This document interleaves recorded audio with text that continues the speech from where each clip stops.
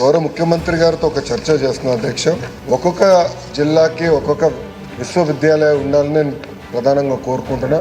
ఒక పక్కన ప్రభుత్వ విశ్వవిద్యాలయం, ఇంకో పక్కన ప్రైవేట్ విశ్వవిద్యాలయాలు, ఈ రెండు కూడా మ్యాచ్ చేసి జిల్లాకు ఒకటి ఉండాల్సిన అవసరం ఉంది అధ్యక్ష.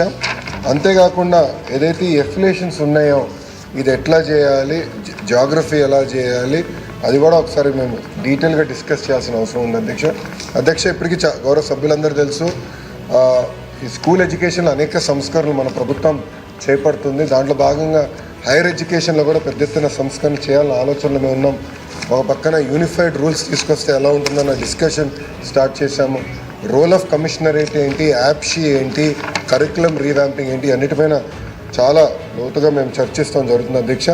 సో గౌరవ సభ్యులు కిషోర్ కుమార్ రెడ్డి గారు చెప్పిన దానిపైన చాలా సీరియస్గా ఉన్నాను. ఎందుకంటే ఆ రోజు పాదయాత్రలో మనం డీటెయిల్డ్గా డిస్కస్ కూడా చేస్తాం జరిగిందన్నాను. సో ఇది నా మనసులో ఉన్న విషయం, చాలా సీరియస్గా తీసుకుంటున్నాను. త్వరలోనే మీతో చర్చించి దీనికి ఆమోదమైన పరిష్కారం చూపించే బాధ్యత మేము తీసుకుంటాం.